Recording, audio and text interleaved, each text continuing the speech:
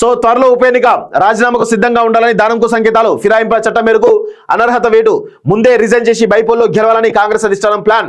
రాష్ట్రంలో మరో ఉప ఎన్నిక రాబోతున్నట్లు ప్రచారం జరుగుతున్నది. బీఆర్ఎస్ తరఫున గెలిచి కాంగ్రెస్ లో చేరిన ఖైరతాబాద్ ఎమ్మెల్యే దానం నాగేందర్ రాజీనామా చేసేందుకు సిద్ధంగా ఉన్నట్లు సమాచారం. స్పీకర్ నిర్ణయం కన్నా ముందే ఆయనతో రాజీనామా చేయిస్తే హుందాగా ఉంటుందనే ఆలోచనలో కాంగ్రెస్ అధిష్టానం ఉన్నట్లు తెలుస్తున్నది. ఆయనతో ఎప్పుడు రాజీనామా చేయించాలి అనే అంశంపై ఏఐసిసి ఆరా తీస్తున్నట్లు టాక్ అంటూ చూస్తా ఉన్నాం. సో నేను నిన్ననే చెప్పిన ఖైరతాబాద్ ఉప ఎన్నిక స్టేషన్ గన్పూర్ ఉప ఎన్నిక రాబోతుంది అనేది చాలా స్పష్టంగా నేను చెప్పిన. సో దాని తగ్గట్టే ఉప ఎన్నిక కూడా రాబోతుంది అనేది చాలా స్పష్టంగా అర్థమవుతోంది.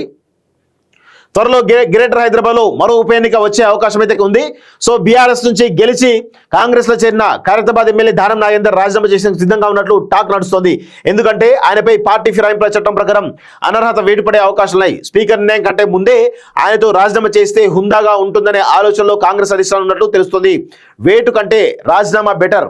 సో పార్టీ మారిన ఎమ్మెల్యేలపై స్పీకర్ విచారణ కొనసాగిస్తున్నారు. ఇరు పార్టీల నుంచి వాదనలు వినే ప్రక్రియ కొనసాగుతున్నాయి. ఈ లోపే సుప్రీంకోర్టు ఇచ్చిన గడువులోపు అక్టోబర్ 31 నిర్ణయం తీసుకునే తీర్పు స్పీకర్ తన నిర్ణయాన్ని ప్రకటించలేదని బీఆర్ఎస్ కోర్టు ధిక్కార పిటిషన్ వేసింది. దీనికి తోడు 2 రోజుల క్రితం వెస్ట్ బెంగాల్లో పార్టీ ఫిరాయించిన ఎమ్మెల్యే సభ్యత్వాన్ని అక్కడికి హైకోర్టు రద్దు చేసింది. ఈ నేపథ్యంలో ఇక్కడ బీఆర్ఎస్ నుంచి గెలిచి కాంగ్రెస్ లో చేరిన దానం నాగేందర్పై వేటు పడే అవకాశం ఉంది. అందుకే వేటు కంటే ముందే రాజీనామా బెటర్ అని కాంగ్రెస్ అధిష్టానం యోచిస్తున్నట్టు తెలుస్తా ఉంది. సో మొత్తానికైతే ఖైరతాబాద్లో దానం నాగేందర్ రిజైన్ చేయబోతున్నారు త్వరలో. అక్కడ మరొక ఉప ఎన్నిక రాబోతుంది. సో అది చాలా ఆసక్తికరంగా ఉండే అవకాశం అయితే ఉంటుంది. ఎందుకంటే అంత ఈజీగా ఉండదు. అక్కడ బీజేపీ బలంగా ఉంటుంది, బీఆర్ఎస్ బలంగా ఉంటుంది, కాంగ్రెస్ పార్టీ కూడా బలంగా ఉంది. కాబట్టి త్రిముఖ పోరులో ఎవరు బయటపడతారు అనేది అంత ఈజీగా చెప్పడానికి లేదు.